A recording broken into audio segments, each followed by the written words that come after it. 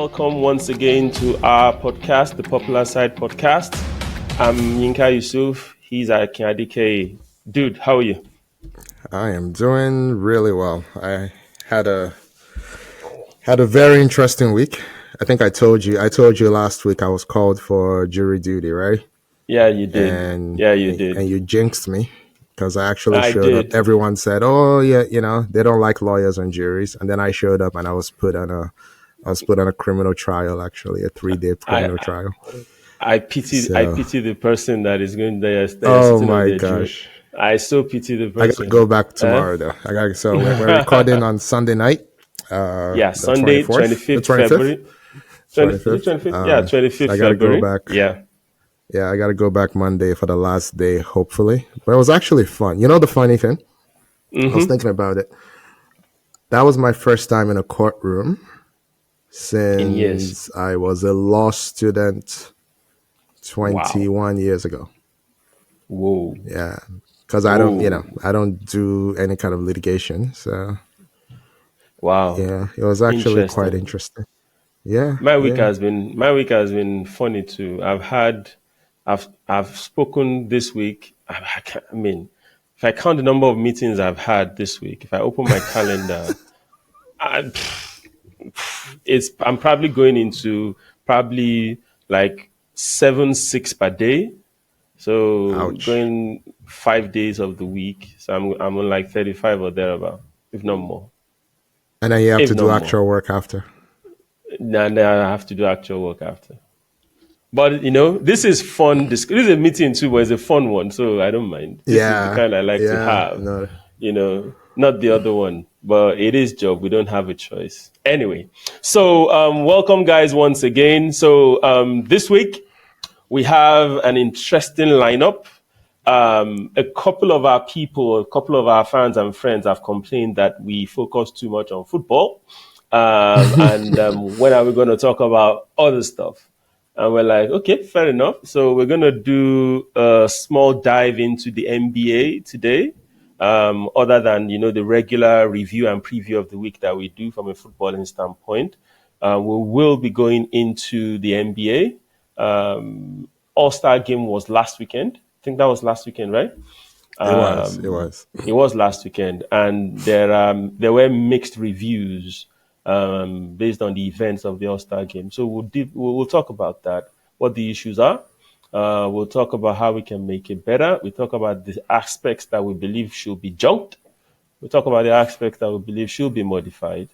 We'll also have a quick chat about Akin's greatest of all time, I believe, LeBron James.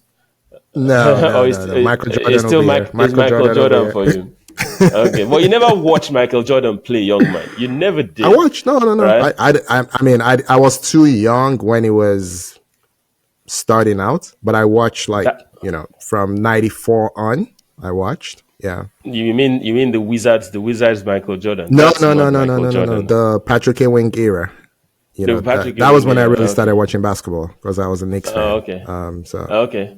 So MJ is your goat. I get that, but we will absolutely, talk it's about not even Braun, close. and it's not even close. Okay, we'll talk about Braun. Maybe that's another discussion we should have another day, right? This GOAT discussion in NBA, right? Michael Jordan, Kobe, Magic, Braun, rest of it. We'll Yeah. get to that one day. Yeah. So we'll talk about Braun. What is he? What we believe he should do next season, or what we think he will do. And Aki has an interesting unpopular opinion. I decided to sit this one out this week, right? He has a very, very interesting one. So he will share with us, and I'll put him to task on it. I'll ask him some challenging questions. So sit back, guys. We have a fun one for you. Any All any right. takes Let's before do we it. start, Aki, or we should just get into it? So I have an old school. Let me see if I can get this more in view. I have a old school Liverpool jersey today because they just won what I call the Calabash Cup because nobody cares about it. Uh, if the sponsor changes every couple of years, yeah, it's not a real cup, but good for It's them. not. It's not. It's good for I them. live I live with a couple Liverpool fans, so I guess Yeah. they're happy. So I'm not So sad, I guess, or whatever. you decided to celebrate with them more or less. You know what's crazy? You know how I became an Arsenal fan? I think you would probably think it was Kanu, but it was actually not Kanu, right? So it goes back a couple years before that. I used to like the two Okay. Ians, Ian Rush Oh, of okay. Liverpool and And Ian you're right. Wright of Arsenal. Of I used to Arsenal. like both of Yeah. them almost equally, right? And then Wenger came in to Arsenal, and then the way they played ball just changed, right? And then obviously Wenger had all these French players and African players, and he Yeah. was the first manager to field like a all non-English 11. Which, if you really want to know why people hate Arsenal, it was fielding That's 11 it. non-English players, fielding a lot of black players. That's where the hate comes from. They're cleaning it Yep. up these days because nobody wants to appear racist, but that's where most of it comes from. Yep. So it was Vieira, Petit, Overmars, Henry, later Kanu that kind of pushed me away from Liverpool, and I became an Arsenal Wow. fan. So that's my Wow. that's my Arsenal story. That's my Arsenal origin Nah. story, actually. So I I'm not had this is gonna an old school jersey that I've had forever. Yeah. I'm not gonna tell you mine. I'll take mine to my grave because it's very, very funny, but I won't say it. All right. And we probably should do something because you and I we own a lot of jerseys. Maybe we should do some Yes. giveaway around jerseys. Right. Probably No, ask questions and get I people. have many jerseys. You have unhealthy number of jerseys. You have something like 5 times as many as I have. You must have one or two vices. You can't just leave and not, That's fair. So and Yeah. if it's buying jerseys, it's okay now, right? Yeah, yeah. That's You're still you're you're a man that's without a manageable. vice, really. So this makes sense.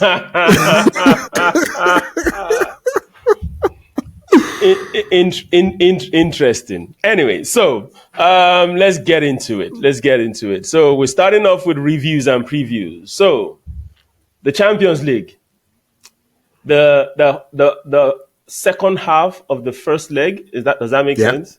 yeah, it Right? makes sense. Because the games were split into fours. One a set of four games happened the week earlier, then another set happened a week after. And in those games, we had Inter Atletico, we had PSV Dortmund, we had Porto Arsenal, and we had Napoli Barca.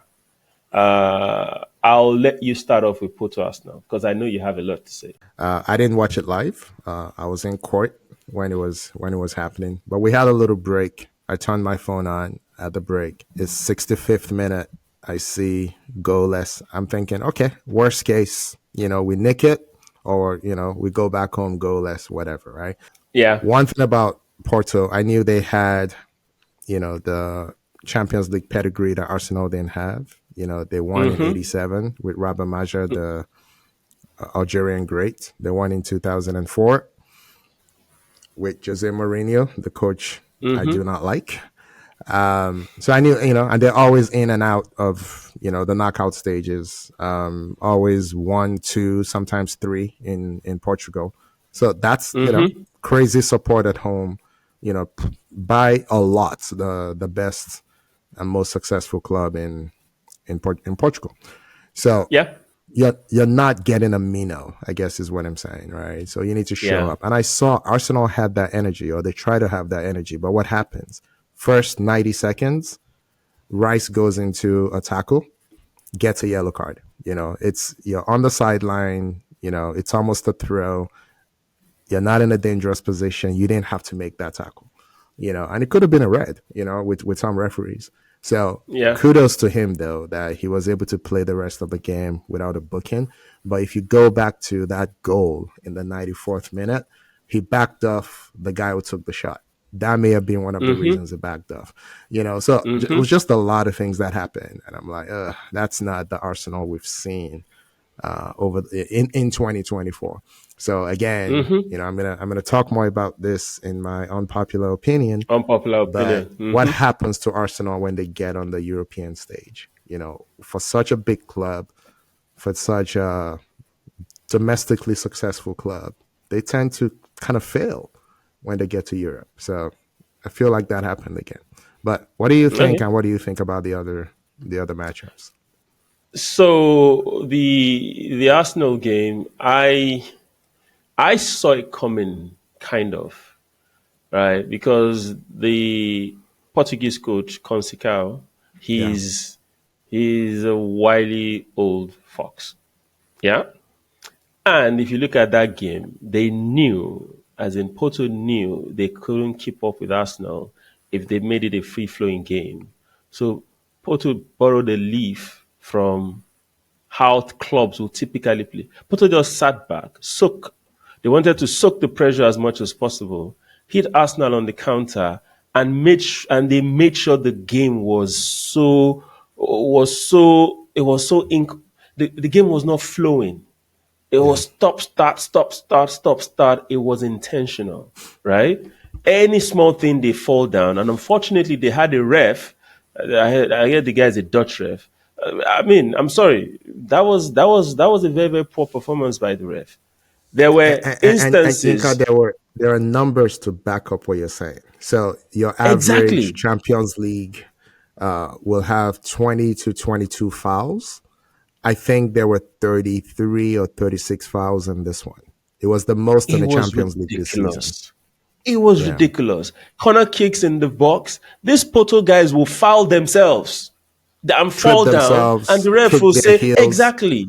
And the ref will Yeah. say, oh, free kick. And I'm like, so that stop start nature to the game completely disoriented Arsenal.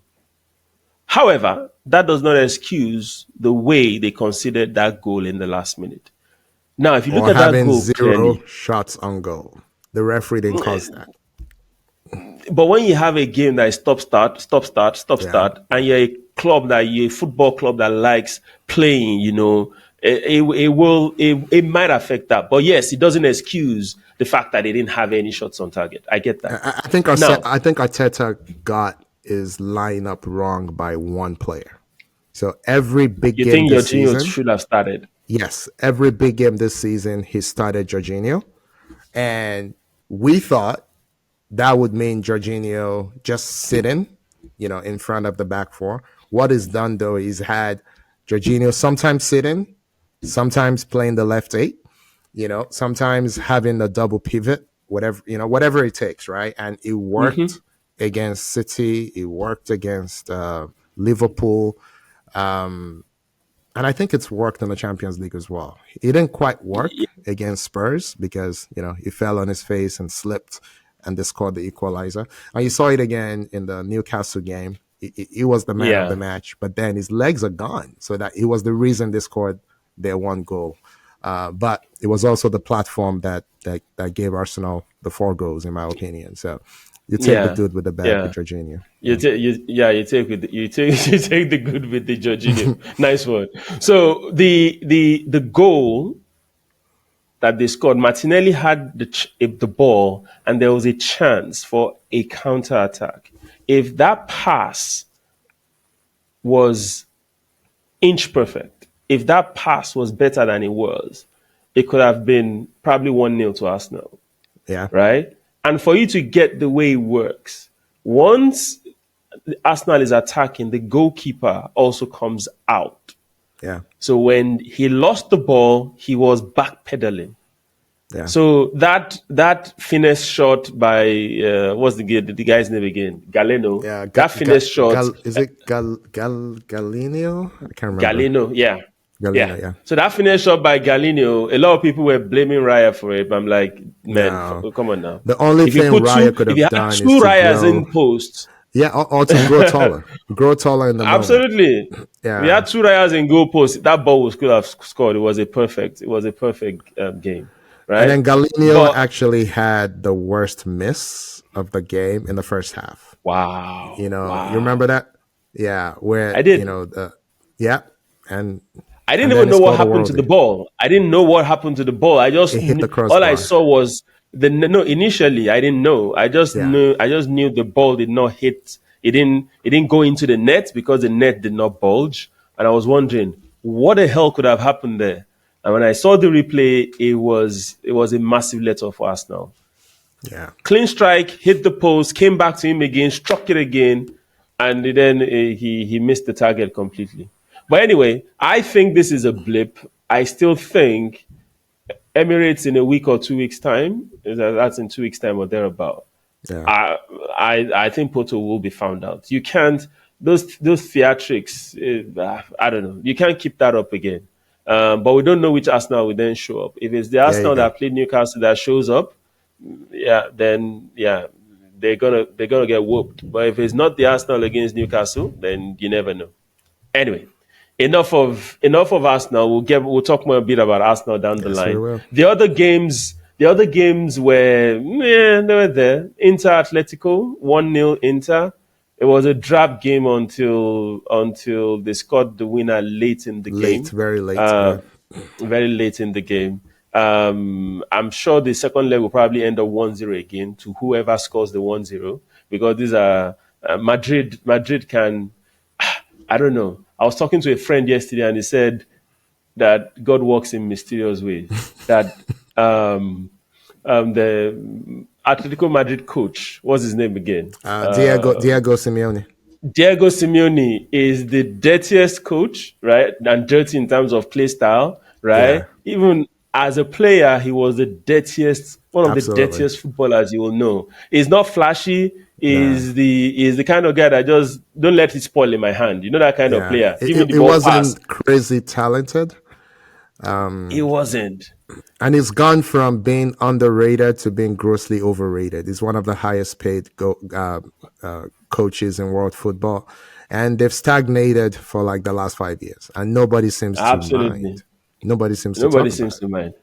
Now, Yeah. guess what my It's a friend great said? job. He said that, can you imagine? And when God now decided to give him a son, he gave him a striker as a son. Yinka, Said he gave him a striker as a son. speaking Yeah. of sons, the FC Porto coach, Conceição, his son was the best player on the field in Porto. Yep. So, Yep. he was better than everybody on his team, better than everybody on the Arsenal team. He wore himself out. He had to be substituted. He was Absolutely. totally unplayable. I thought it did He really well. And was for such a little unplayable. guy, too, I thought it did really well. Yeah. And he played against a centre back turned left back in Kivo. And Yeah. he gave Kivo a torrid time. Yeah, I did. If Arsenal had a full complement of their team, I'm sure Kivior wouldn't have been the option to play that young man. It would have either been Tomiyasu Yeah. or Timber or Uren Timber. Not your favorite friend Not Zinchenko. Zinchenko. Not Zinchenko. Zinchenko cannot defend anything. We know this. Yeah, he can't stop a cold. Nah. Anyway, so PSV Dortmund, another crazy game. And the I only think one I the didn't see. penalty. I actually didn't see it. So you tell me what happened. Yeah. That's the only one So before that. Dortmund scored first. Dortmund scored first. Then PSV had a very dubious penalty, right? And I mean, there is no way that VAR shouldn't have overturned that. It was clearly not a foul, right? But all this clear and obvious error nonsense came into play, right? And the penalty was given and PSV equalized. Yeah. Okay. So that was not an Who was interesting game. home? Now it was PSV that was home. PSV was home. Okay. So they go PSV to was home. Germany. Now they go to Now Dortmund. they go to Germany. Okay. Yeah, but Dortmund is bloody inconsistent. They lost this evening, Oh my 3-2 at gosh. home. Yeah, that. I know they're your club. You love them, They but are come my on, German come on, club, but I come on. think I'm going to talk a little bit about this in the unpopular opinion. Like, what does it say about me that all the clubs I support are inconsistent? They're inconsistent. It's a DNA thing, and it's upsetting me a lot. But Anyway, then the last game of the group was of the week was Napoli and Barca, yeah, which was an interesting game. Barca scored first, and our boy Victor Osimhen got the equalizer, and he got the man of the match also, which I found a bit. But anyway, man of the match, it's like Ballon d'Or these days. It's not. yeah. It doesn't count for anything. But it'll So be that interesting to one see what bothered will me a little bit happen in because I'm Barca. like, Okay. we waited for Osimhen to heat up at AFCON, and Mm-hmm. then he barely scored a goal in the first game, and then the next 6 games he just goes cold. Yep. Then it gets back to Europe, and it's like no more service resumed, and we He go scored back to again today. pretending. What'd you say? He scored again. He scored again today. Yeah, and then we all go back to pretending he's a great player when we know better. Yeah. But hey, Yeah. Many. good Well, for him. let's leave that in the rearview mirror. Let's move on. So that's what happened in Champions League. Moving on to the EPL, City and Liverpool had their midweek games, Yeah. and they both won. Liverpool won convincingly. Unfortunately, City won, but the Brentford game was a close one. Even this weekend, the Bournemouth one was a close one. Yeah. Something is happening in City that I don't get. Maybe it's the sign of a champion. You don't play well, you still win. But those are games that they could easily have lost points. And they should consider themselves extremely lucky, to come out with 6 points in those two games. Yeah? Okay. So those If two. So if first, Brentford and Bournemouth, if they had better finishers, yeah. right, or they had players that had a bit more composure in the final third, they probably will have taken points off City. I agree. So, okay, I'll come back to City, but the Liverpool game. So, I think Luton are I think, favorite team in the EPL this season just because they're so unpredictable and they're so eager. And, it's a bunch of kids who just run around and kick people and try to play football. I love them, right? Yeah. But they are going to get relegated. One thing I thought was interesting, they scored a good goal. And then all of Liverpool's goals, there was a Luton player just standing. It was Yeah. amazing to watch. Even our guy on the equalizer, our guy, Sambi Lokonga, Sambi.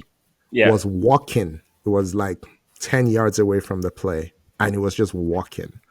And I'm like, this kids are now ready to play high level football. It really Yeah. was amazing. And Harvey Elliott was in imperious form. I mean, I don't know how Yep. good that kid is, but the way he played on Wednesday, it was like a man possessed. It was completely in control. I mean, we know Diaz is an animal, so his goal didn't surprise me. For me, I think that was probably the best goal that was scored in the last week and a half in the EPL. The goalkeeper had no chance at all. But Harvey Elliott, we talk about that Liverpool midfield all the time. Really impressed with the kid. Yeah. With Man City, I start with the Brentford are just disappointing. Just period. They're just disappointing. I think the sheen is off of what's his name, Frank, whatever their coach's name is. The sheen is off. The jig is up. Everyone has discovered them.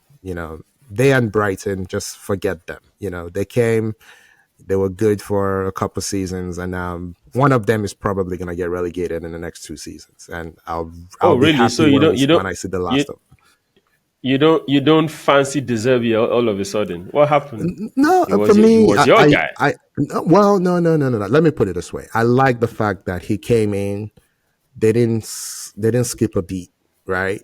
And they just kept doing okay. But the job of the modern manager is really complex. You know what I mean? Yeah. And I think just like they do in England, they overrated him. Too much too soon. All of that. You know, Klopp didn't become Klopp overnight, and Klopp has had to deal with all kinds of stuff. When he first came in, a management that didn't spend money, and then eventually they found their way to parlay, one player into like two superstar players, and then it just took off, right? And then it just found a way Yep. to hold everything together when they weren't really spending the money that their rivals were spending. So for me, I'm Yep. like, whatever adulation club gets, it deserves it. But Deserby just got here yesterday. Like, what are we doing? Nah, I think everyone should just calm down. Same thing with the Brentford coach. Because people think about the big games where they show up, but they forget the normal games where they don't show up. And that's Yeah. that's why you're a mid table club, because you don't show up for the regular games. I think the reason why De Zerbi and Thomas Frank is getting love is because some other coaches are disliked.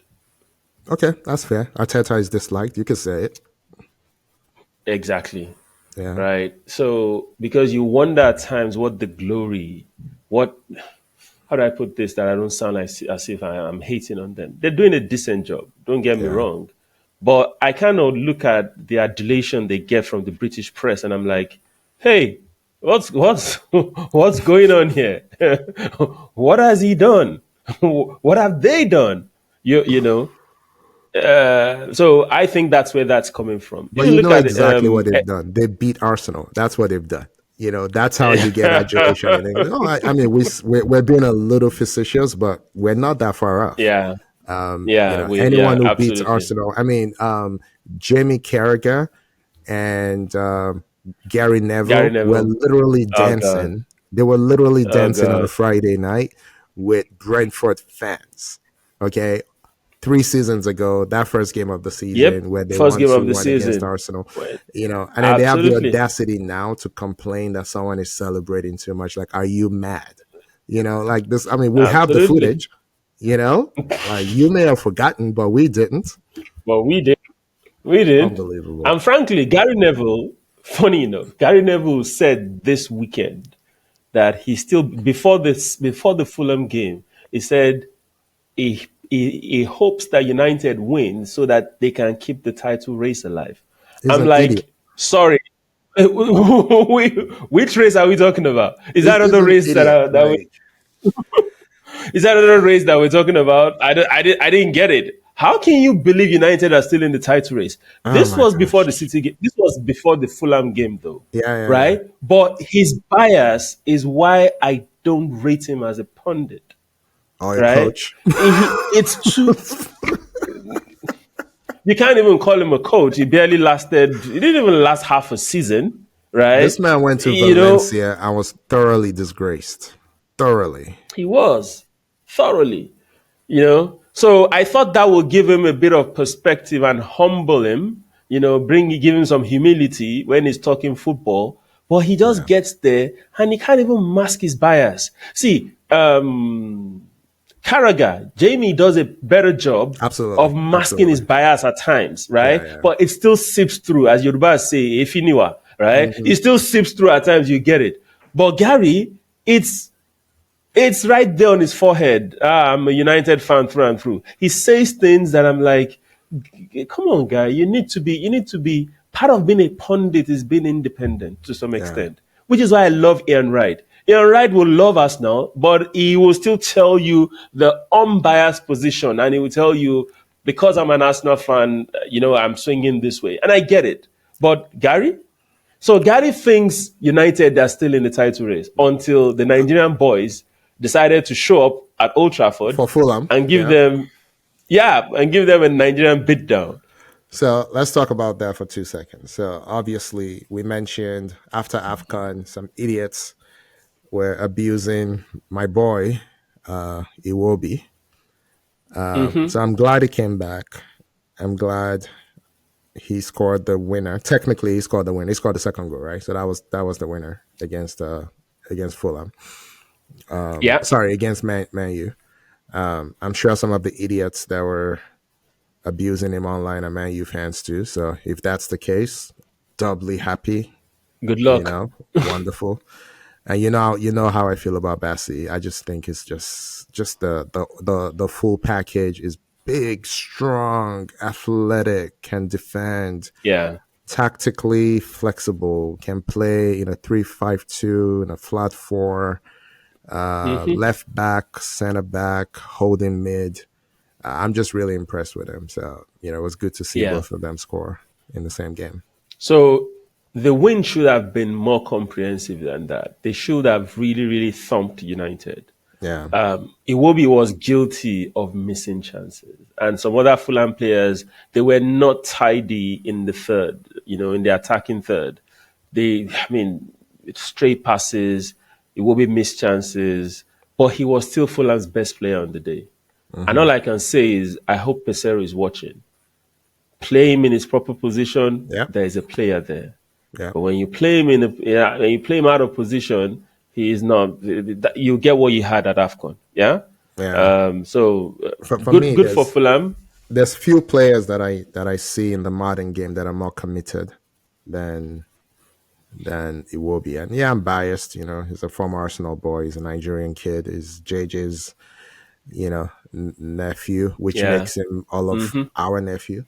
All of our nephews. Yeah, you know, I mean, I love the kid to death. So I'm totally. It's hard for me to be unbiased about Iwobi. I just have the most love for the kid, but I love to see him do well. But I love kids who show up and just put in the work. You know, like he has Yeah. made Same himself here. into a proper. You could argue at Everton there were long stretches where he was the best player. You could argue that. Yeah. And frankly, Yeah. even at Arsenal, like the when we went Yep. to Azerbaijan and got disgraced in the Yep. Europa It was final, it he was was the it was the only only one one who that showed showed up. up in that game. Yeah. Yeah. Yeah. I agree. So, I agree. so he's one of those who would never get, all the praise. But when you really peel back the layers, there's a real player in there. So I don't There understand the is. hate. I really don't. There is. Let's just hope Pesero is watching. Yeah. Does he still have a job? He doesn't have a contract. Does he still have a job? No, they're probably going to give him the job. Because you They're people, probably going to that's give him the you job. Nigerians do things. You do strange things and you do things strangely. So Leave us, leave us. Anyway, Arsenal thumped Newcastle yesterday. So I watched the game with a friend of mine. And once the game started, the way the game started in the first 2 minutes, my friend was like, oh boy, these people go beat these people silly. Oh. The score will probably be 4-0. He actually said 4-0, right? And I was like, come on now, as Newcastle, they are resilient. They will. So as the first goal went in, he looked at me and said, oh boy, I told you. I said, don't worry now. Second goal, he looked at me again, you know. And when it was now four, I was like, yeah, you're right. It's probably gonna end. It's gonna end like the other games, Arsenal games in the EPL, the recent ones, the way they ended. That's how this is also gonna end.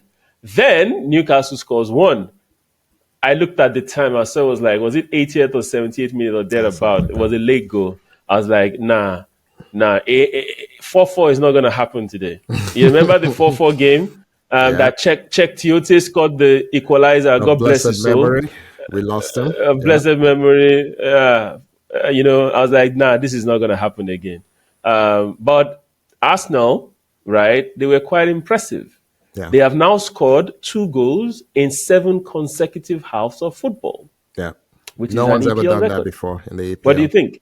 Yeah, No no one's one's ever ever done that done that in before. the Yeah. EPL. So a couple of things. I talked Yeah. about the early yellow card for Rice against Porto. There was an early yellow card, 6.5 minutes for Odegaard. Same thing, on dangerous area, close to the sideline. These guys they have to get better switched on and stop making silly decisions. Like, and this for me, this is the difference between a Pep Guardiola team, a Klopp team, and the others. And I know Arsenal is close to those guys in terms of points, but I still consider Arsenal just the leader of the others, the leaders of the rest of the pack. You know, Pep's and Klopp's teams, they don't do stupid things. They don't make silly mistakes. Some of it is experience, but I think some of it is coaching. And those two are the best coaches in the EPL. So you can't be the captain, make a bad pass, and then run back and make a yellow card foul, and it's not even 7 minutes yet on the clock. That is crazy to me. You can't do that. Having said that, Eddie Howe, the coach of Newcastle, I think is a clown. Newcastle. I think is a clown. So he went from when Arsenal was at Newcastle, he went from hacking them down, literally punching them in the head, to now watching the Porto game and saying, "Oh, this is how you beat Arsenal. You just delay, delay, delay. You click your own heels and pretend you've been murdered." They had Shar literally like wrestle someone to the ground twice, no foul called. And that's what they decided to do. And they didn't know how to do it. They didn't do it well. The one thing I'm grateful for, Bruno Guimaraes, Gimaresh, Arsenal yeah. was in for him. I would have stopped being an Arsenal fan if they had signed him. He is the worst example of a professional I think I've seen in modern times. I cannot root for a team that has this guy. If I was Brazilian and he wore the Brazilian shirt, I would walk away and not watch the game. He's terrible. He's the worst. I can't stand that guy. So terrible in what sense? Is it in the gamesmanship or in terms of skill? Let me put Right? it this way. Because he's actually a decent footballer. He has some. It's the gamesmanship, right? He has some skill. Okay. For a Brazilian, I expect better. I'll give you an example. Douglas Luiz is what I expect. You know what I mean? So no one paid 45 million pounds for Douglas Luiz, right? But every time you see him, is besting someone who costs twice as much. You know what I mean? He scored another 2 goals this weekend. You know what I mean? And Yeah. he's just an amazing player, right? And he's like what? 70% of the size of Bruno. You know what I mean? Like this guy is slight, is little, but there's nothing he can do as a midfielder. You can play him all over the pitch. You can do anything. And then you have this guy. Bruno is not the most talented, but he has enough talent to be a useful player. But instead, what does he do? Yeah. He open punches Jorginho on the head. Yeah. You know what I mean? Then he went up. That was in the first leg. Yeah, yesterday he went after Jorginho and hacked him from the back again. You know, and then if you touch him, if you so much as breathe on him, he falls down. Yeah. So I'm like, dude, you didn't advance the ball forward not one time. You didn't help your team not one time. What is the use of this dude? I'm tired of seeing him. He's terrible. So you're spot on. I think his gamesmanship is taking the shine away from his footballing talent. He's now focusing too much on gamesmanship than really playing the football itself. But there is a decent footballer in there. I ain't gonna lie to you. He is a good player. But somebody needs to sit him down and let him realize, hey, and see, frankly, I wish some Arsenal players had that bit of gamesmanship because at times that is not a ton, but you should have some of it. And he has it. We're talking about two extremes here. He's his way up there, right? It's just too much. He needs to tone it down a bit, yeah. But hey, Arsenal, long may it continue, right? This sudden goals evolution or discovery that the team now has, it's impressive. Kai Havertz, like I told you, it looks a different player. Yeah. Jorginho was by a mile the man of the match. He was. He was conducting, right? And you remember, if you guys go back to our earlier episodes, I said the moment Saka realizes that his game will open up if he favors his right leg a bit more. Yeah. Right? He's going to turn into a super player. Yeah. And watch. So the goal he scored against Burnley. Yeah. The defender showed him to the byline. He took the byline. He smashed it in with his right leg. Right? Yeah. The goal he scored yesterday, he was going byline. The defender showed him byline. He was going byline. Then the defender wanted to block him.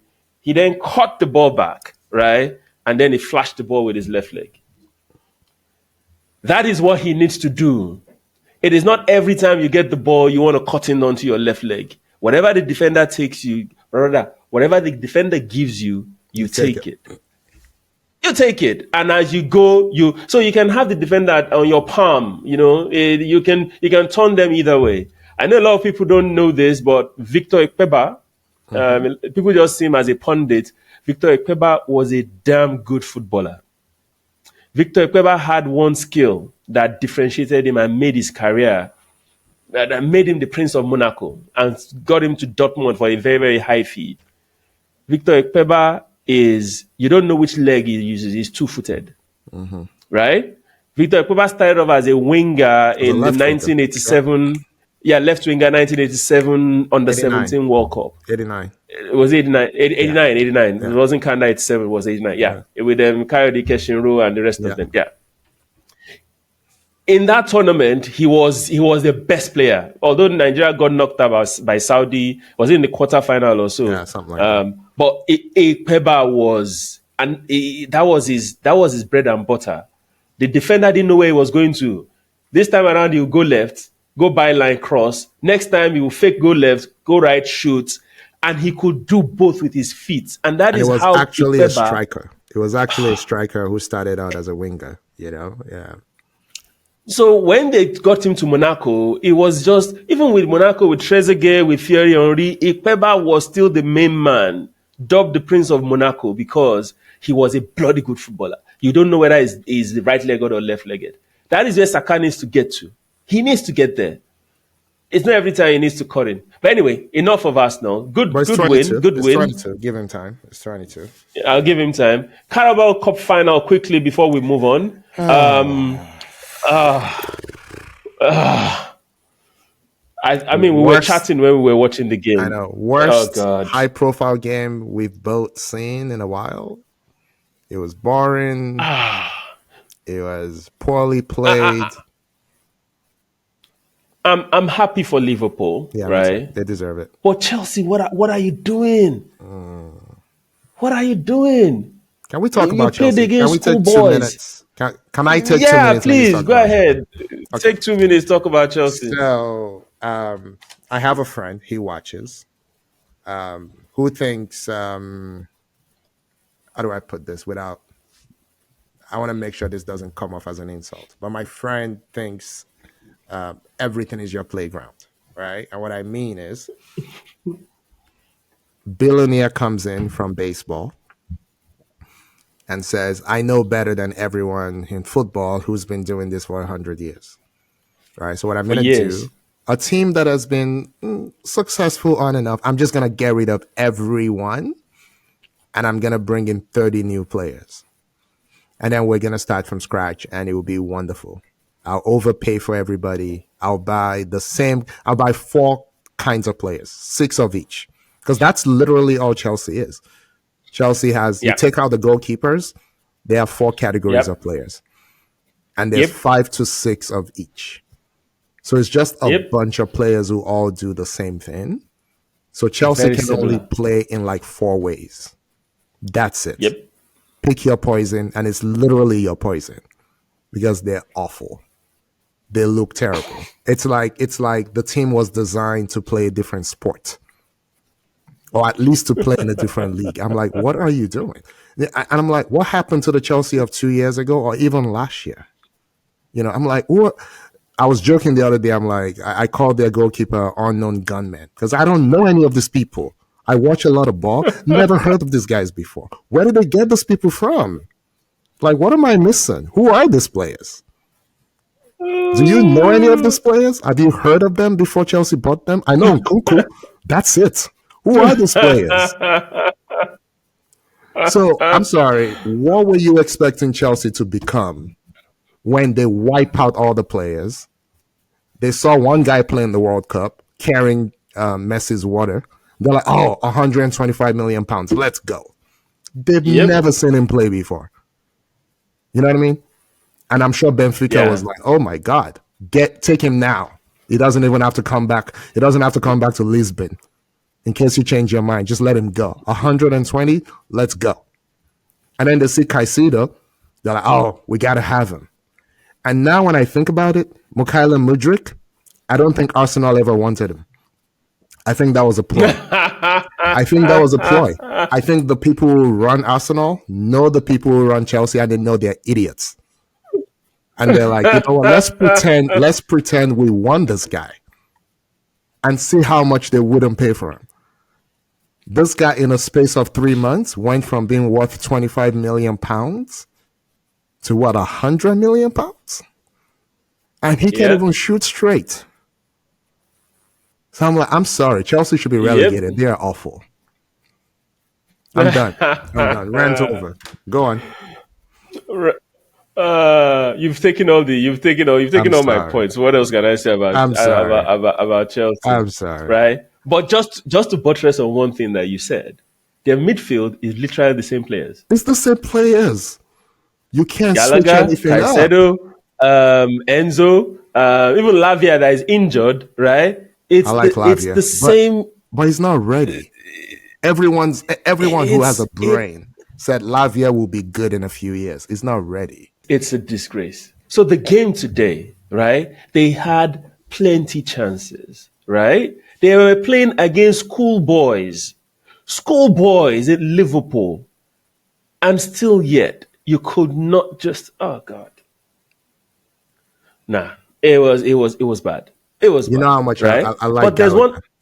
I like Gallagher a lot. I Yeah, don't think where Chelsea want to be, who they think they want to be, is not good enough for that level. But I like him. He's earnest and honest. He tries, but he could have had a hat trick today. it could have had a hat trick today. So I'm looking at that Chelsea team, and I'm like, this team is worth probably billions of pounds right now Yeah. in terms of what you paid for them, right? But what is the actual fair value? Now I'm talking like an accountant. What is the actual fair value? What is anybody willing to pay for them? You're stuck with these boys for 10 years, for 8 years. I don't see any development. There is no Chelsea player that I can say he is better now than he was at the beginning of the season. No, no. None. Maybe None. Disasi. Okay, Maybe maybe Disasi. maybe Palmer, right? Let's give it to Oh, Palmer, yeah, right? yeah, And Disasi is just the past two games, like we yeah, were yeah, saying yeah. when we were watching the game. Although Chelsea Yeah, fans now think so it's better than Saliba. Oh okay, gosh. come on now. Okay, anyway, so but there was one thing that happened in that game that I was shocked with, that really shocked me, which was the offside goal that was cancelled, Yeah, right? I know these rules keep changing. They said Endo was in an offside position and he screened Colwell, cool. Yeah, and Saliba. I mean, I said Saliba. VVD was Colwell's man, and I looked at it and I'm like, hell no. it wasn't. Colwell was not marking No, VVD. Chilwell was Yes, always Endo DVD's man. screened Yeah, exactly. yeah. Chilwell was with VVD, not Colwell, right? So the refs just found a way to chalk off that goal. But you think it's in compensation Yes, for the horrible line that was drawn in the first half? bruh. I was watching in real time, and when I saw it, so I'm Oh watching my on god! ESPN Plus. They kept saying it was tight. I'm like, are you blind? It was not tight. This guy was onside. It was not tight at all. I think my eyes work fine. I don't need glasses. I know you do, but and then when they said, "Oh, we're hearing from the VAR, this is gonna take a while," I'm like, "For what? Take a while for what?" Like this was plain to me. That was a Chelsea goal. And then they said, "Oh, he has to draw lines," and I'm asking myself, "Do we not draw lines anymore? Is this why are they announcing that they have to draw lines? Did we stop drawing lines?" Even the line that was drawn, dude, the line that was drawn was come on. I looked at him like, sorry, this guy is on. There's It's how can you clearly see? outside. Because you know the way Wembley Stadium is huge, right? So how can you clearly distinguish the guy's shoulder from the guy's knee Yeah, I know. with that same line that we all saw? Come on. And then they just came and See, said offside. offside. And I'm like, see, guys, I get it, right? You draw a line, I get all that stuff. But there are just some of these things that you don't need to bother with. You just gotta let it I go. thought that was a clean goal, by the way. It was a Just clean let goal. it go. So I wasn't It was a surprised. clean goal. Now, one thing I would say in mitigation is I don't mind if you start calling more fouls in dead ball situations. So I wouldn't have gone as far as this was somebody's man or not. The fact that Endo blocked someone or tried to tackle someone, you want to take a goal away for that, I'm okay with it. But do it every game. Do it every action. No, Do no, it no, no, every no, no, corner no. kick.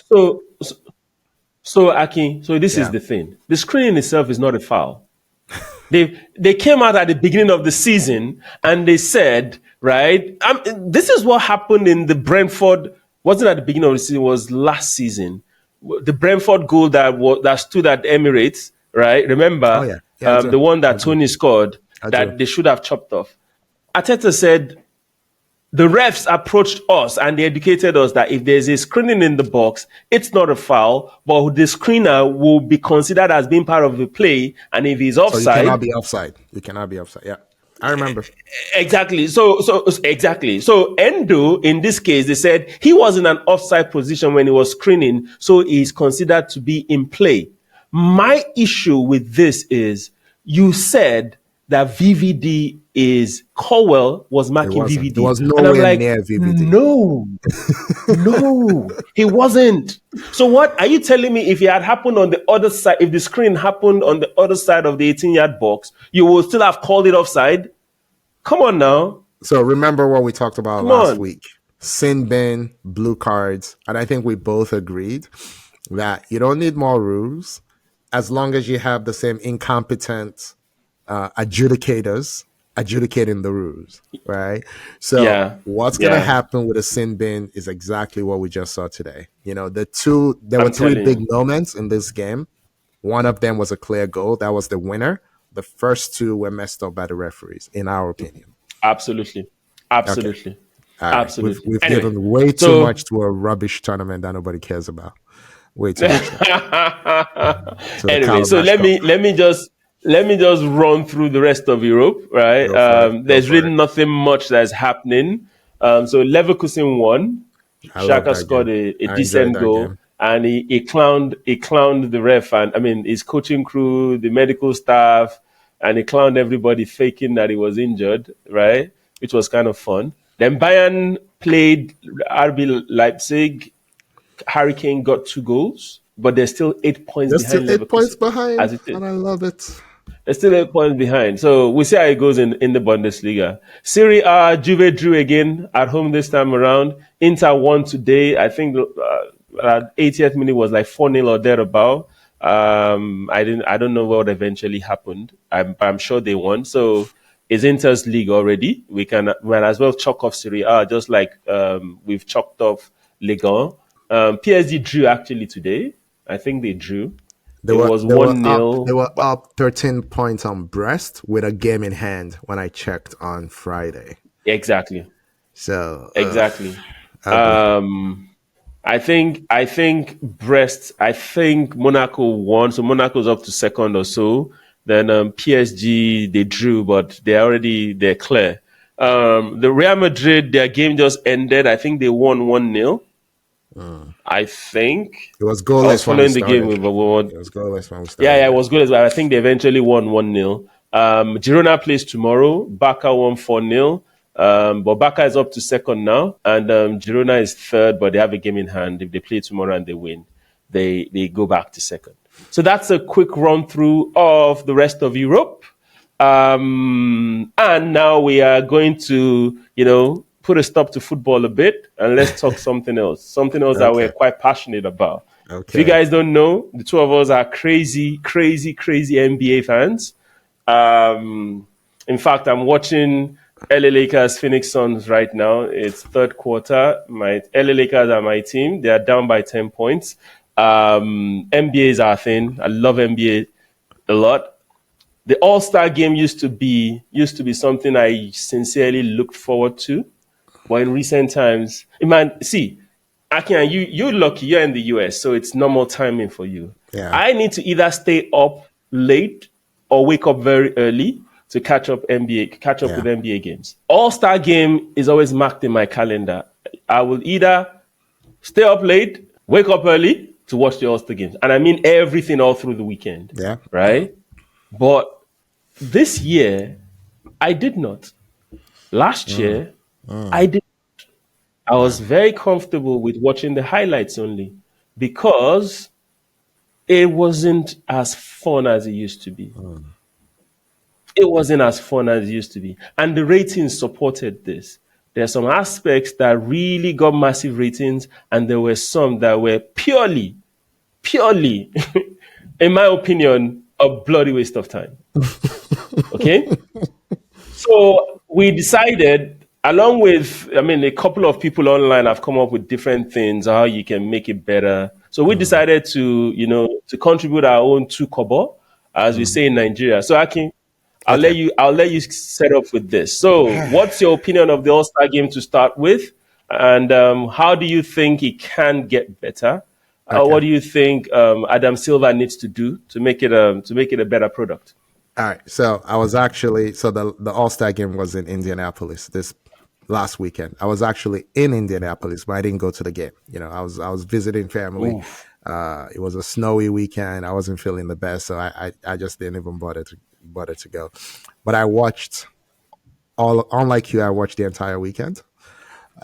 Oof. So I actually think some of the weekend was really really good. Yep. In a way, not exactly the parts that got the best rating, at least from me personally, but I love the celebrity game on Friday night. And what I loved Yep. about it was the participation of the NFL players. It was fun to see NFL Oh, players, Micah Parsons Michael and Parsons, what's this other guy? the rookie, The wide is it receiver, the Nakua? rookie Is it wide receiver, Nakua? Nakua, yeah, Nakua, yeah, yeah, and then the quarterback from the Texans. I knew he played basketball and all that, but I just didn't expect them to be that good at that level. So that was yeah, fun. That was fun yeah. to watch. Um, I'll tell you what I thought worked on Saturday and what didn't. Mm-hmm. As usual, the dunk contest didn't work. I'm glad Jalen Brown, a superstar, showed up and participated. That doesn't happen anymore. But it still didn't Mm-hmm. work. The fact that the defending champion and who defended his title was a G League player, it just devalues everything for me. Like, the All Star Game dunk contest should be NBA All Stars dunking. It should mean something to you. So let me pause Go you a on. bit there. Hold on. Yeah. So Stephen A blames LeBron for the demise of the Yeah. slam dunk competition. Do you Yeah. agree with him? Okay. So I would say mostly. Mostly. Not one. LeBron Okay. is an easy target to blame a lot of things on. And there's many things you can Yep. blame him for. What I would say is LeBron is Mm-hmm. not Kobe. That's how I would respond, right? LeBron is not Kobe. Kobe wanted to win and Mm. crush you at everything, right? Yep. Kobe shot air Mm-hmm. balls and wanted to keep shooting, as a Yep. 19, 20-year old, right? So Kobe is just built Mm-hmm. differently. LeBron is more collaborative. He wants to do things with his guys. That's what he does. And then for whatever reason, one of the best in-game dunkers of this generation decided early on he didn't want to participate in the dunk contest. I never understood that. I mean, this I think guy he was would scared. maybe, but honestly, I think that's a It's not a cop out. maybe. I think he was scared. He was scared. So you think he was scared when he He was see. younger, and then it just became he l- couldn't go back to it when he Let was me older? let me tell you what it is. Right? Okay, What I think it is. MJ did it. He won okay, twice. hmm Yeah. Kobe did it. Kobe won. And the reason why Kobe did it was because MJ did it. Whatever MJ does, I would do it, yeah, and I'm gonna win also. Right?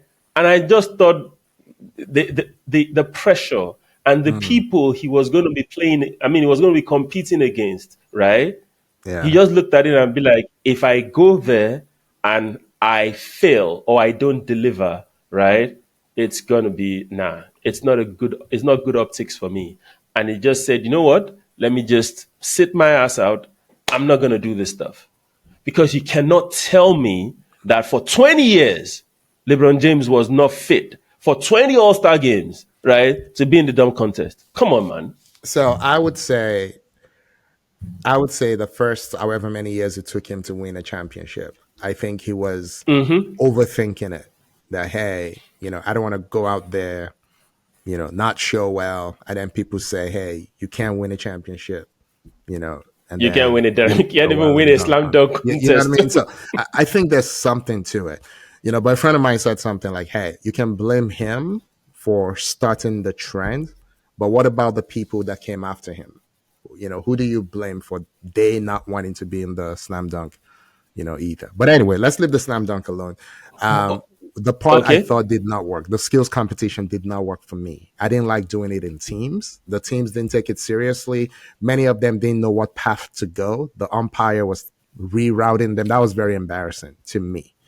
Um, and then the I call it Battle of the Sexes. I did not like. It got the highest rating. So I mean, I'm a numbers guy. So if the numbers love it, good. I'll raise my hand and say I'm glad people liked it. I did not like it. I'm a big fan of the WNBA. I've been to live games. I brought Yeah. my daughter to games. I've been watching them since they started in '97. I want the ladies to do well. I want them to get paid. I don't need them to become men to be worthy. I love the game Mm-hmm. the way it is. I love it being played by women. If I want to watch men play, I will Mm-hmm. go watch men play. So I didn't need to Mm-hmm. see Sabrina shooting against Curry. It just, for me, it kind of devalued both of them, in my opinion. Maybe I'm crazy. I didn't love it, but the people loved it. That got the best rating of Saturday, so I'm sure they'll do it again.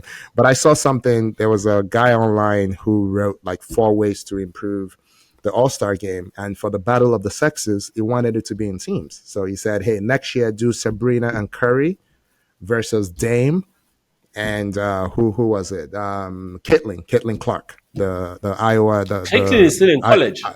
yeah, she's still in college, but she's going to be in the NBA next year. She's a senior now in college, So like next year, do that, and I'm like, you know what, I can rock with that.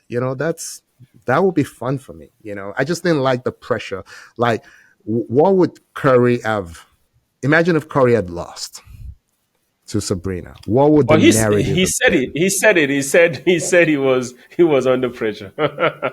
No, what would the He said he what was under would, pressure. I just don't get it. I'm like, why are you doing this? It just felt I don't like it, and I think we need to do an episode on women's sports and the pay Yes, gap. yes, yes, And I yes, we have will. very Yes, strong we will. opinions about that. So I'm very Yeah. sensitive to these old battle of the sexes thing. I think a lot of people have what I consider unintelligent takes on it, Mm-hmm. and it bothers me a lot. And there's a lot of I never use this term, but I'll use it right now. A lot of virtue signaling, where people don't put their money where their mouth is. You say you support the WNBA, you live in a WNBA city, you've never seen a game, you don't tune in, you don't even watch their playoffs. So how are you Yeah. supporting them? And then the Mm. NBA players, it's a lot of virtue signaling. You're not cutting any checks to the WNBA. You're not willing to take even 1% off of your pay to support the league. So I don't want to hear it from all these people. Look, if Steph Curry wants to really support the women, don't do these gimmicks. Put money on the table.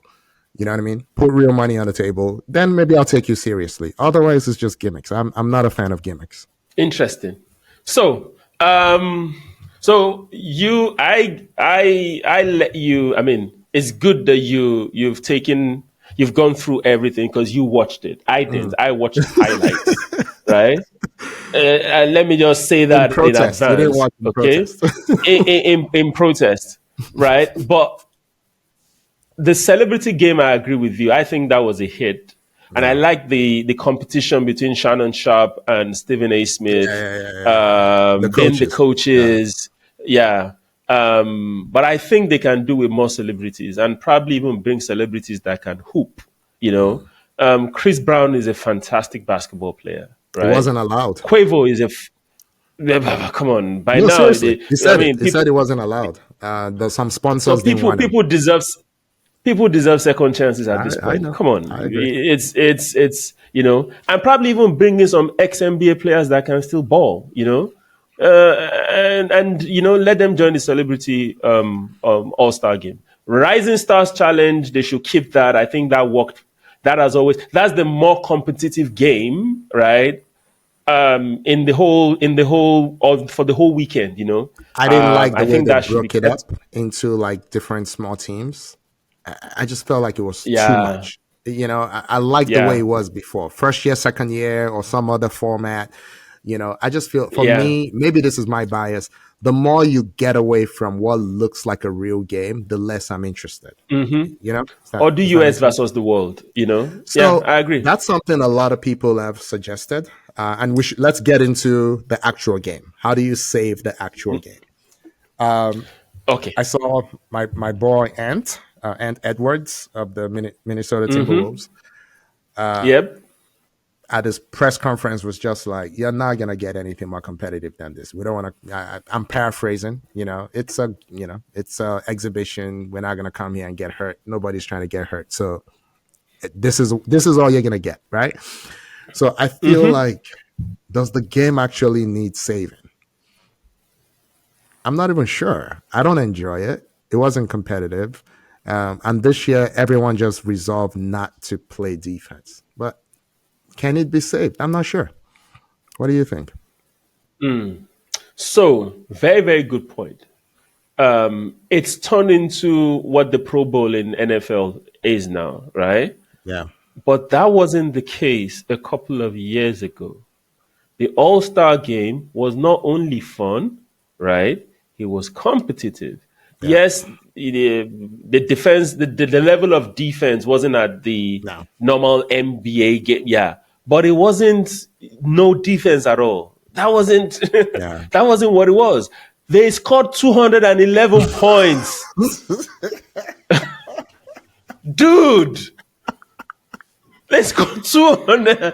I was watching the highlights and I'm like, what is this? And Luca tried what is it? A shot from like 3/4, you know, the length of the court. I mean, come on, man. It was Come on, man. Come on, man. So if you're not gonna play, if you're not gonna be competitive, then don't play it at all. yeah. Then don't maybe you shouldn't play it at all. Right? So that was one of So the good suggestions I saw online, right? Like, hey, make the weekend like a weekend, right? Scrap the game, have a bunch of, because look, the we're not really the audience anymore, right? It's people younger than us that drive yeah, audience participation in the NBA. That's just the reality. It's a young person's game, and yeah, their attention span is, much more fickle, much shorter yeah. than ours, right? I agree. So just, I agree. have a bunch of things that your all stars actually have to participate in. And then so I saw something on TV. Broussard, Chris Broussard said this, Yeah. right? And he was like, because I think he had attended the last 15 All Star All Star weekends games, yeah. as a reporter, and it was like the amount of activities and sponsor events that these players actually participate in, that frankly they show up. Now the games used to be Sunday night, now it's Sunday afternoon, right? But typically by the time you get to Sunday, they're exhausted because You're they've been tired. doing things since Yeah. Thursday. They've done Yeah. sponsor stuff for the NBA. They've done sponsor stuff for themselves. Many of them do community activities. Many of them volunteer. And then there's parties. You know, and Yeah. you're not gonna not show up to your party. And by the time you get to the game, you're just tired. You know, so that was a perspective I didn't have. Because I'm not in locker rooms. I just watch on So, TV. So so I is he thought that then was really good. suggesting that the game should be played first? No, Because if you he's then play the saying game first, the weekend is going to be over. Oh, no, You no. know, He's saying cut the players some slack, right? Cut the players some slack. He's saying, fair point. it's easy to just say they don't care. I think there's always been players who didn't care. We knew, even, I mean, you go back to the 90s. I told you, I really started watching the NBA in 94. I think about a guy like Glenn Robinson, number one overall pick in 94. Like, I don't think it ever liked basketball. I think it was pretty obvious. He got a lot of money. There were Yeah. people like that in the 90s. Yeah. It's easy to go back Yeah. and romanticize the past. Everyone was not Kobe. Kobe stood out because everyone was not Kobe. You know what I'm saying? Like, Yeah. So a couple of things for me, okay. and we can move on this. So on the All Star game, right? The players that are saying I don't want to get injured. There was a coach that actually said, and I can't remember who said this, that you actually increasing your risk of getting injured if you play the game at that level, the way you're playing it. That's you think we're strolling, right? It's actually not. It's not the most ideal thing. So this, I might get injured, I might not get injured. You never know. You might play the next game after the All Star game and you will get injured, right? So it's not necessarily. It's not if you play with intensity. Oh, the injury is going to happen, But I get that.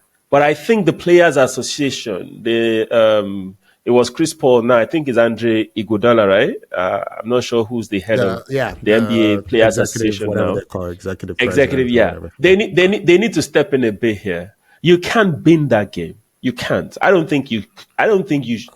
I don't think it's possible. No, it's possible. I don't think they should bin it. Right. The in-season tournament. People were worried that the in-season tournament will not be a hit, but it was a hit. Why? I didn't like it. Why was it a hit? They paid everybody $500,000 or thereabout. Well, not everybody, but each team. The Lakers got significant amount of money, each player, right? So if you want to throw money at the All-Star game, if you will increase its intensity, you can try that. I don't know if it will work, right? So I think the NBA players make already an ungodly amount of money. I would play for, and I said this in a discussion group. I wouldn't even play for quote unquote charity. I would say play for your school district or a public school where you play or where you're from, right? Something that you can really connect to. And just say winner takes $1 million, So, and this was actually not the game. This was one guy came up with an idea for a one-on-one tournament, the top 16 players or whatever it is. I'm like, put $1 million on the table. That's not going to work. Okay. Why not? Akin, that is not going to work. The same reason why people are ducking the dunk contest. One-on-one is an ego game, is a bragging rights game. Yeah. Imagine if who give me a very short player plays one-on-one against Kyrie goes one-on-one against Braun and he beats Braun. That's bragging rights. Exactly. So Braun will probably be like, I am playing one-on-one with Kyrie. You get my point? People will duck it. The same reason why they're avoiding the dunk competition, they will duck one-on-one games. That's terrible. Right? They will. Right? But my overall point for this, you said you don't really fancy adding, bringing the girls on board. I think it's actually good advert for the WNBA. Some people have not heard of Sabrina. I think if you do it right. So when you mentioned the celebrity game, WNBA players used to play in that. Remember, they used to play in that. Yeah, they used to join the 3-point contest, and they did it very organically. Like the Lisa Leslie's and all those women. I didn't like the battle of the sexes nature of it, like men versus women. I didn't like it. But that was the only place that the battle could happen. I get what you're saying, but you won't call Brittany Griner and say go get in a dunk competition with Jaylen Brown, would you? So, all right, let's reserve the dunk idea for when we discuss how to improve female sports. Every time someone says lower the rims, the women go crazy. They almost to the point of insulting the person speaking, even when the person speaking is Shaq. Who should be kind of an authority on this. So they're like, you're demeaning the game. All of that stuff. I agree with them though. You don't need to lower the rim. But you know what's funny? You don't need to lower the rim. Their 3-point line is shorter. Mm-hmm. Their ball is smaller. It's smaller. Why can't their rim be shorter? Because people have been shooting on a standard rim for their whole life. Okay, take a whole summer. Now, take a whole summer to get used to it. Come on now. And now you can. It's not. So do you? When you're watching the guys play, is it only dunk that excites you when you're watching the NBA? It's a big part of it. Okay, let's bring it to football. Let's bring it to football, Yinka. So I went to the FIFA World Cup in 2019 with my daughter, right? Yes. The one big gap between the men and the women was goalkeeping. Mm-hmm. With women are just not as athletic. They're not as tall, Yeah. and they're Mm-hmm. diving, trying to dive the same distance. It's not going to work. Yeah. So Yeah. now a lot of improvement was made between 19 and 23. The goalkeeping got Mm-hmm. exponentially better. Still not good Yeah. enough, right? It's not as comical anymore, but it's still not good enough. Some of this stuff is just like physical. You don't, I don't write the rules. You know what I'm saying? So I'm like, what is this pride thing that we can use our senses and our brains and just like adjust some things? You know what I mean? Like if the average woman is a certain height and the average male is a certain height in a game that is predicated on height, we're not even talking about athletic ability. We're just talking height. It makes sense to adjust accordingly. Nah. You know what I mean? Nah. I don't think so. The Okay. court, the rim bit, I don't think so. All Right? right. I can watch an NBA game without nobody dunking, and I'll still find it fun. You will find it fun Right? because So you're like a fanatical sports fan like I am, right? But to really, really expand your followership and really get like, I don't know, what would I call them? Casual sports fans involved. You got yeah. to mix it up. So But let's put this on ice for our okay, let's do that. discussion on sports women in, I mean sports in the women's side and things that they need to amend from a finance standpoint, from a play standpoint. We'll do a deeper dive into this Yeah, in the looking forward future. to it. I will let you have your unpopular opinion, right? Um, Maybe you should just set it up yourself. Since I'm sitting this one out. This Okay, week, that's I okay. don't have an That's okay. unpopular Your opinion. your But your Akin hand. decided to be the strong headed boy that he is. So go ahead. So, all right. This is so I told you in Cardis. Oh, by the way, a lot of people say don't do this segment, but I'm stubborn. I don't listen to people. I'm gonna do it anyway.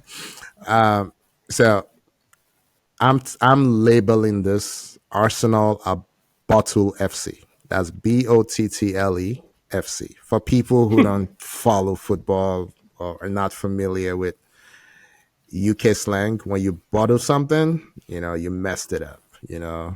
For our American audience, you fumbled the bag pretty much, right? Yeah. You're a choker.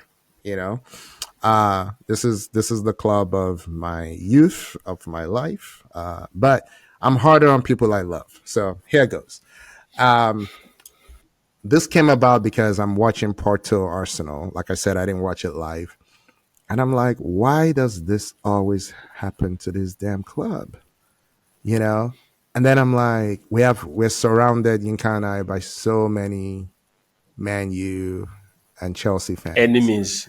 Call them Wow, what they are. and I'm Enemies. like, aside from hate, is there any truth in what they're saying? And I've decided that yes, there is. We're butlers, So I go back to last season. At one point we were 8 points ahead of Man City. We finished 5 points behind them, right? They beat us home and away. So you can say, okay, we could have made up the 5 points by winning both games, but that's a lot to ask, right? But then I'm like, you're at Anfield, you're up 2-0, you leave Anfield 2-2. You're home against Southampton, your goalkeeper goes walkabout and gives them a goal within, I don't know, what was it, 30 seconds. I flushed all this stuff out of my mind. Someone can fact check me later. You end up struggling to draw that game. That's 4 points dropped. You lost the Mm-hmm. title by 5, by the way. You're at West Ham. My boy, love him. Saka has a penalty kick at 2-1.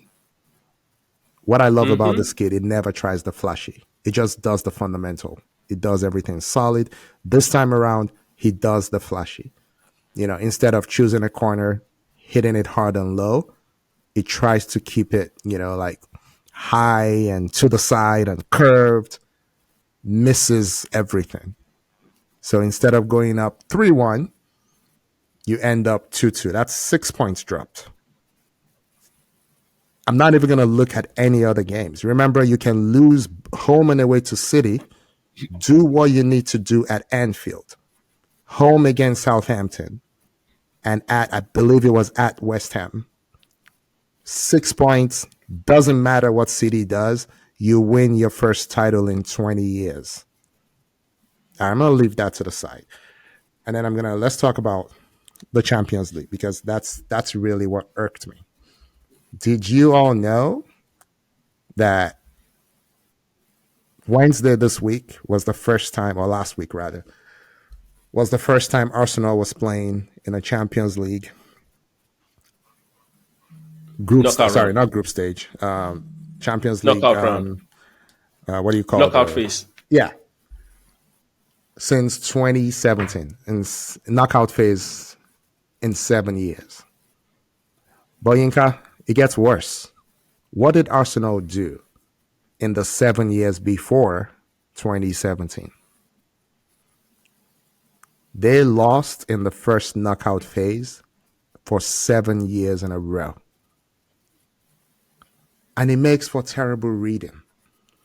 Okay? At some point, I saw something. I didn't even want to explore these things. I saw something that the last however many games Arsenal played, it was 3 goals scored and like 26 conceded. And a lot of that was against Bayern Munich. 5-1, 5-1. And I'm like, if this was any other club, I would be clowning them. And I'm like, I think I just flushed all these things off my mind and pretended they didn't happen.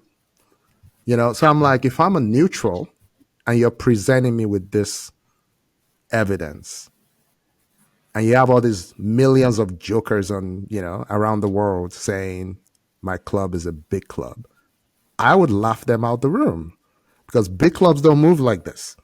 Let me tell you how bad it is. There's a guy who coached Chelsea. They don't even remember he coached Chelsea. Roberto Di Matteo. He was a brilliant midfielder Yep. in his day. I'm not sure where he coaches now or if he coaches now. He won the Champions League. It's not that hard. The year they won, I think they came 6th in the league. They didn't have a great team. It is not that hard to win one damn trophy every once in a while. Okay? I don't know if this guy's still Okay. coaching. I don't know anything about this guy. Nobody knows anything about this guy. Our dearly departed former Chelsea owner, Abramovich, who was kicked out of England. There was an 8-year period where this man had like 8 different coaches and won 8 different trophies. So what I heard from Arsenal fans for the last 10 years or 8 years of Wenger was, oh, we have stability. We need stability. I'm like, up the road at Chelsea, they chop and change managers every year. They win anyway. Doesn't matter. No excuses. New guy comes in, doesn't know where the bathroom is, goes to the final and wins. Nobody cares. But Arsenal will be like, oh, we need stability. We need this, that. Why? Chelsea don't need stability.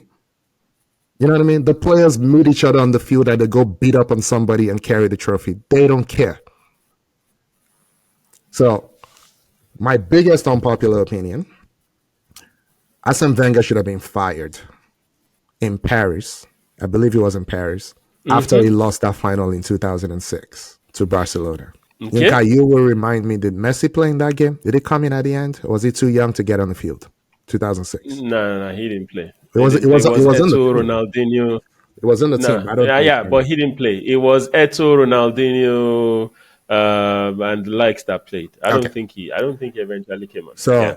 Arsenal fans would tell you it was the red card to Lehman, Perez having to be withdrawn, and Almunia coming in, and that's why we lost. But that's just excuses. Okay, we took the lead. Henry had a big chance that he missed. All right. And nobody put a gun to Lehman's head to do what he did. He did that. Eto'o was out there just playing with people. This was the same team that went to the Bernabeu and Henry killed Roberto Carlos, Zinedine No, the whole Zidane, Real Madrid defense. all Yeah. of them. It was the same team that went to Juve, and Fabregas was toying with Patrick Vieira. Same team. Mm-hmm. And then we show up Mm-hmm. to the final, and what do? We bottle it. And not just that, we had a boost. We hadn't had Sol Campbell pretty much all tournament. He came back for the final. This was supposed to make things better. What do? Red card. Mm. End of it. So I mean, I can go on and on and on. There was the ridiculous, I think it was 2011 Carabao. They didn't call it Carabao at the time. Whatever they called it, League Cup final against a team that Yeah. will get relegated a couple weeks after, Birmingham FC. Obafemi Martins. Obafemi Scott the Martins. Comedy of errors Scott the winner. between Koscielny and Szczesny. Why always Mm-hmm. us? I'm going to ask you a couple of questions. Go for it. Okay. Go for it. So, do you think the problem has to do with the fan base itself and the That's a great. and That's a the expect and the expectation you put on your team, right? When in actual fact, you're just not as good as advertised. okay. At every point, there is no game. The only game that you can say in all these things that you said, the only game you've been into that I can say you were the outright favorites is that Birmingham game, right? All these games that you're talking about, Okay. only that Birmingham game I can say yes, that game. That's it. It's a travesty that Arsenal lost that game.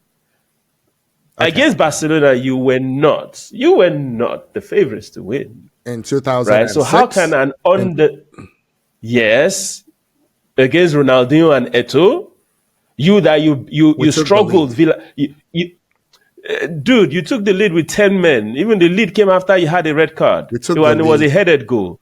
We took the lead. But I'm I telling don't you, remember Lehman making saves in that. I will have to go back and watch it. No. Hear me out. The semi-final was against Villarreal. I know.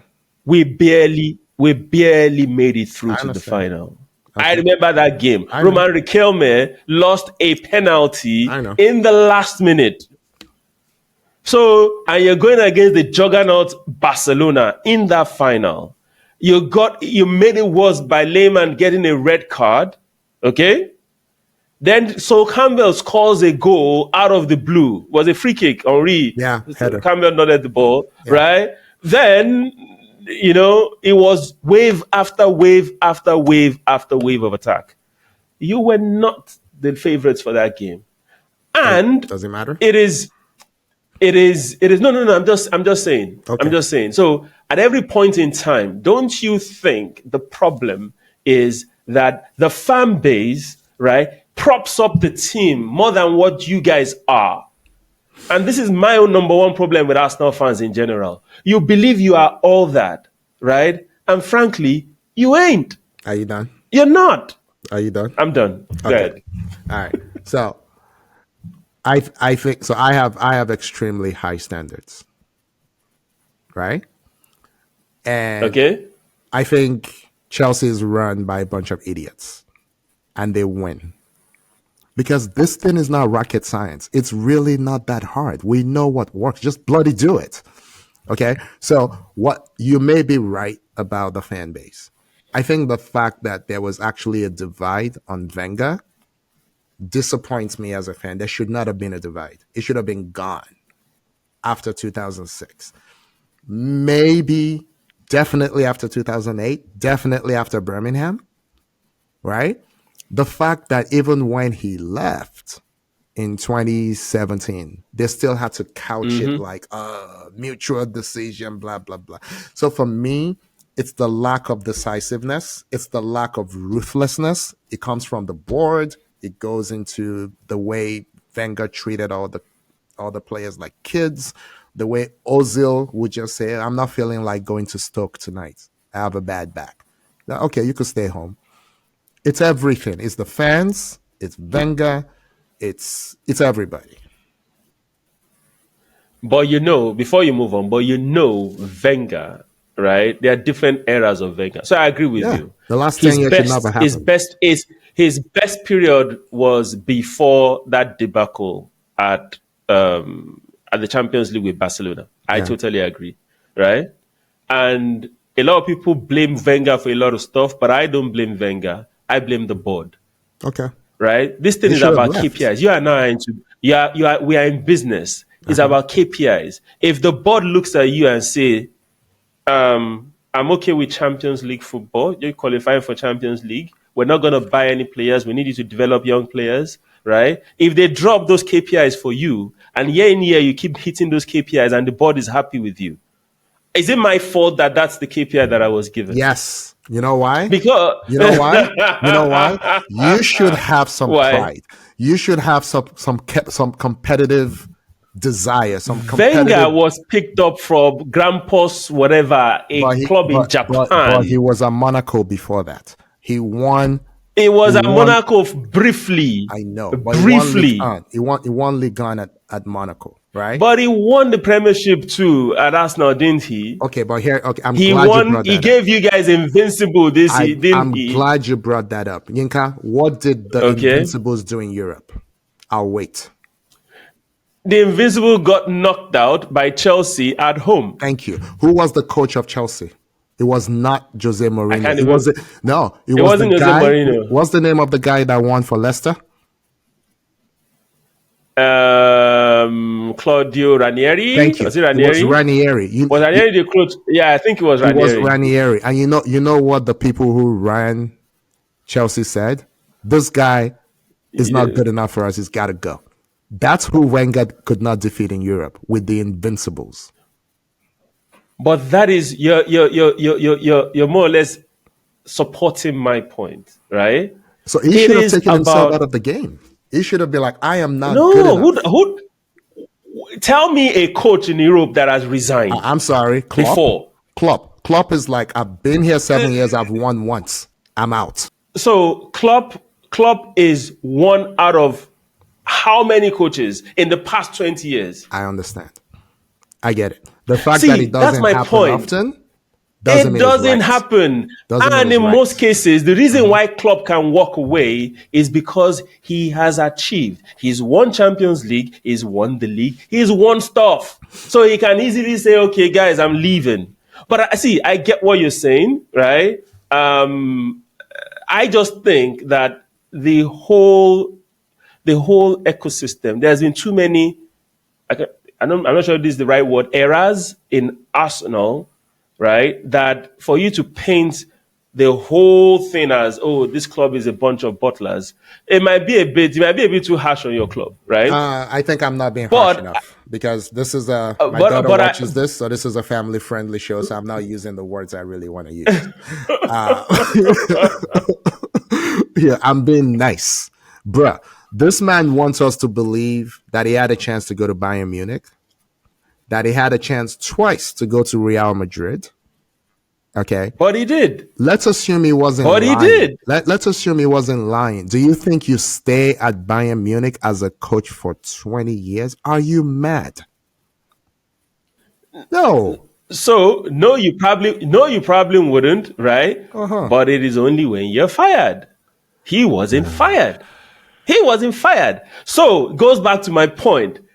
Expectations, right? A lot of people in football these days need to understand the club that you're supporting and what the expectation is, right? You say you have high standards. So that means if you can't support a Nottingham Forest, for example.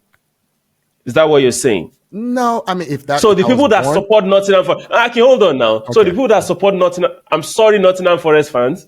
I'm not. All two of It's, them. that's just the name. That's just the name that came to my head.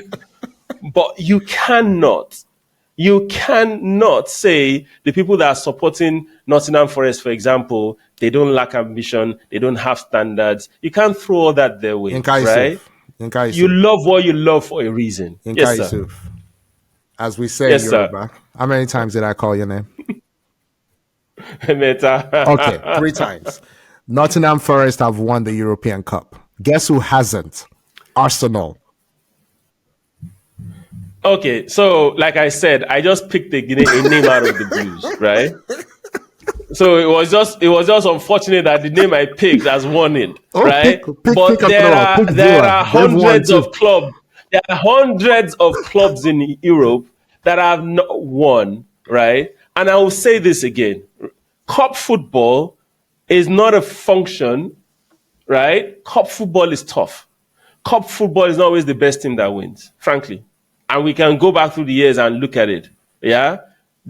In some instances, yes, it is. In some instances, it's not. The league is a better indicator. If there's a league, it's a better indicator of who has been the best team in this land. That is why, in most cases, the people that win the FA Cup is not the person that will win the league. It's only some instances, some years you will get that, but it's not. It's not like that's what happens And every time. Wenger went Okay. 9 years without winning anything, cup Yeah. or league. No. So we agree on Wenger. I believe Wenger too should have been fired in 2006. If I were to be the board after the game, I would have fired him. Yeah. But he was kept there by the board. I understand. And they told him, because they didn't dude, know what they were doing. dude, we don't have money. We want to build a stadium and we don't want to dilute our earnings, right? Can you do this for us? And they gave him a set of KPIs, and he hit those KPIs. He was making top four. He was, giving them massive money by getting young boys and selling them at exorbitant prices to Arsenal. More or less came down the food chain. They were supplying. Arsenal was supplying Manchester City and Manchester United players for years. That's a shame. And the board was happy with it. That's a shame. So you see my point. So it goes back to expectations. It goes back to what the club. There was a massive misalignment between what the fans wanted and what the board wanted. And I sat there and I'm looking at, why is this thing difficult for you guys to understand? Your we board understood. is not on the same level with you guys. They're We not. understood. There So was a fight. make your, There was a fight between Kroenke and Usmanov. We know that it lasted 10 years, blah, blah, blah. Exactly. All right. Let me say this Exactly. before we close, right? So Yeah. Arsenal went 9 years without winning a trophy.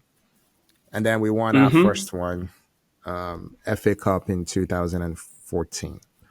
So my daughter was 3.5.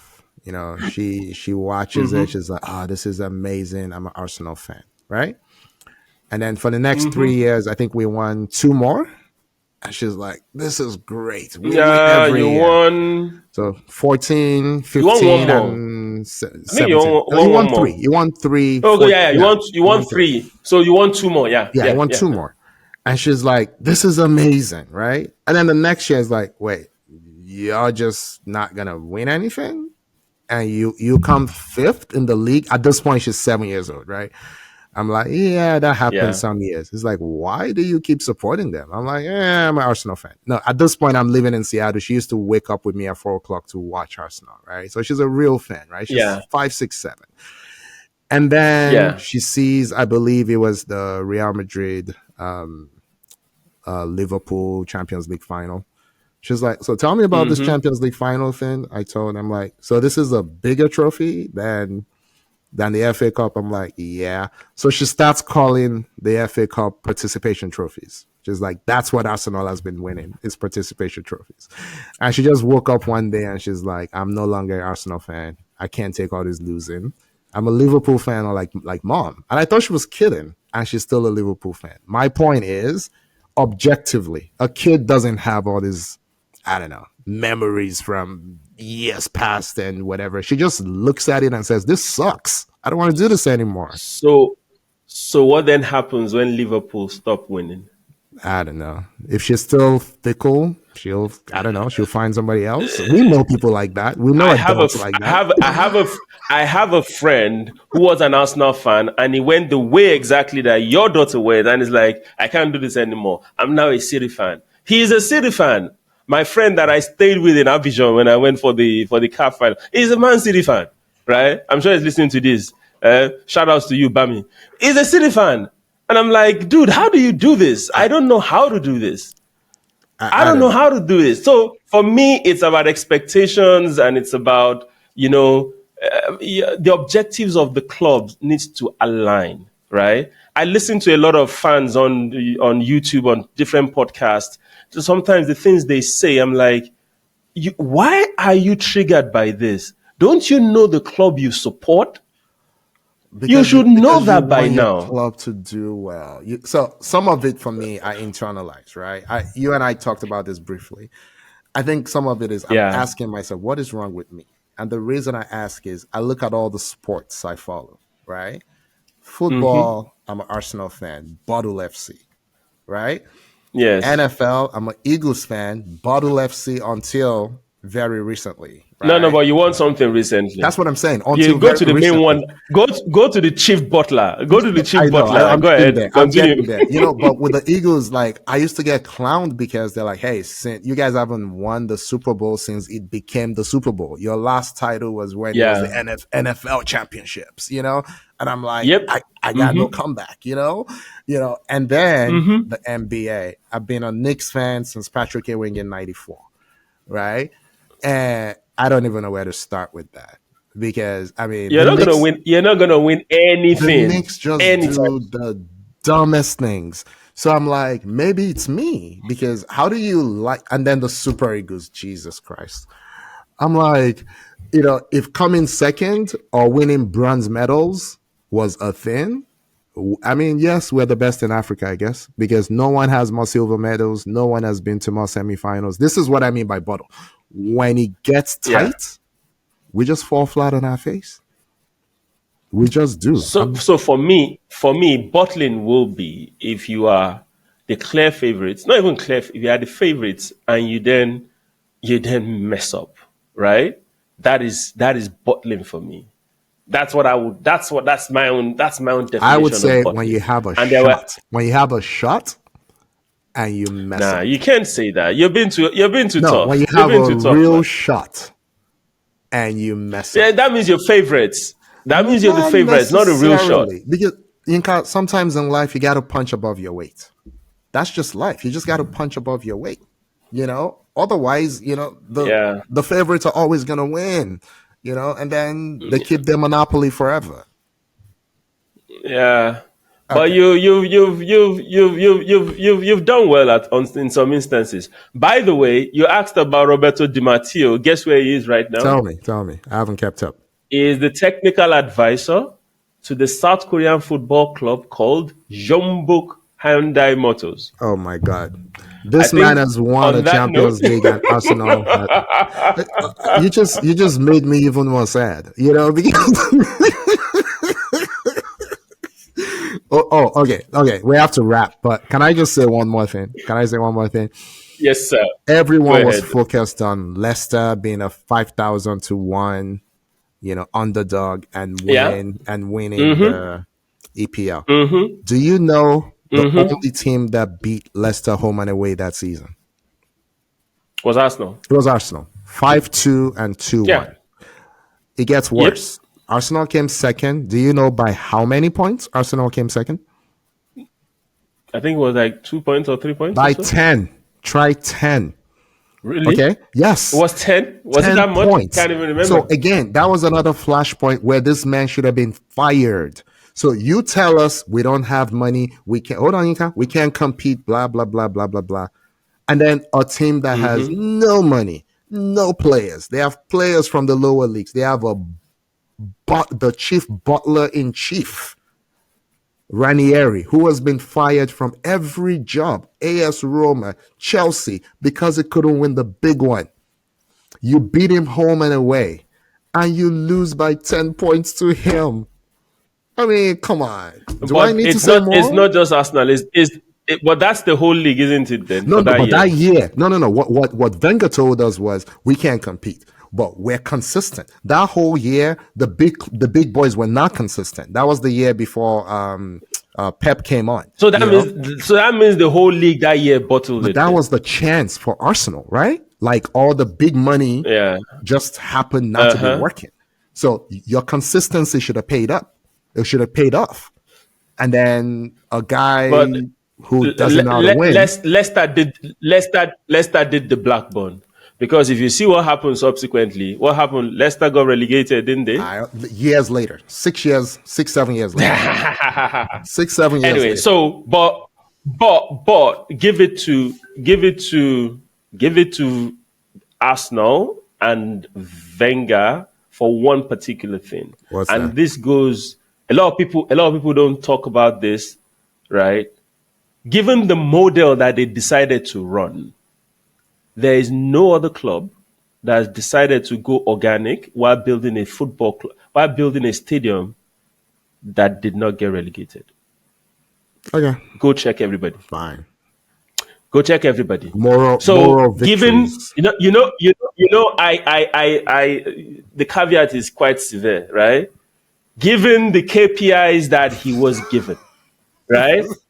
That is very, very important. No club in England has built a stadium organically and didn't go down.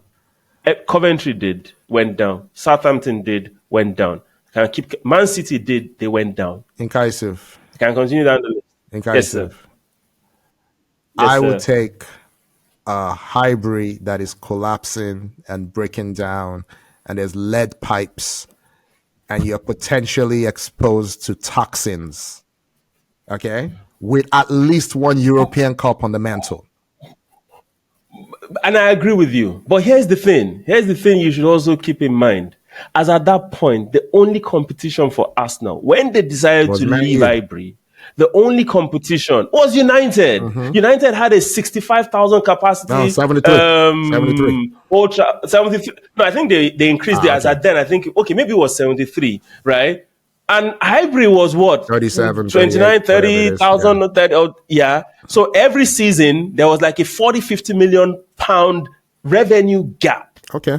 And they thought, oh, maybe we can, if we build the stadium, we could compete with them. That was why when the message changed, I had the problem with the board. When the objective changed, you could have come out openly and said, guys, what we thought is not what's going on anymore. Because they kept on telling the fans that once we have once we have Emirates, we can then compete with the big boys. Yeah. But once the stadium came into being, the big boys had changed. The big it was boys no longer came United in and anymore. beat you 5-1 at your new fancy stadium. Exactly. The new boys changed. The City brought in money. Liverpool brought in money. United to pump in money. And you guys just sat there and kept on with your, Fabregas will come good. Fabregas will come good. Deuces and left. And then Fabregas then chucked 2 deuces at you guys and took off. And that's what I'm talking about. Having some competitive greatness in you. Fabregas was like, I love this club. They gave me a chance, all of that. But now I'm going to Barcelona. It wasn't only Fabregas. It was Fabregas. It was Clichy. It was Emmanuel Adebayo. It was Nasri. It was Van Persie. It was even Henry. Oh, yeah. You know? Henry left. It was Henry. Perez left. Yeah, Vieira it was left. Henry. It was Henry. So I'm a fan of understand the expectations, right? And just limit your expectations to not, we should win the league. I don't think if Arsenal wins even this year, if Arsenal wins the league, Akin will be a massive surprise. Not to me. For me. Not to me. I'm like, why are you competing? Because guess what? You can no longer say we don't spend money. You can no longer say that. I agree, but now everybody, FFP, the only person that's disregarding FFP right now is probably City. Bruh. We made a choice, right? Like Yes. we've talked about this on this podcast. We made a choice to sink £100 million in our left eight position for 35 million for Vieira, who doesn't play, 65 for Havertz, who you can't stand, who you think is terrible, who might be better as a number 9. That's our choice. So if that 100 million is the reason we can't compete, that's self-inflicted. Okay, so let's hang this on that. I'm sure this discussion will pop up. It will pop up on future episodes. So guys, thanks for hanging out with us. Please subscribe to all our social media platforms. There will be reels, there will be shortened versions of some of the discussions we've had, but the full podcast will be on YouTube. I remain Yinka Yusuf. He's Akin Adike. He's still an Arsenal fan, by the way. Forget all the all the hatred that he's spewing. But you and forget the fact that he's wearing a Liverpool jersey also. You're hard on the people you love, or at least you should be. I hear you.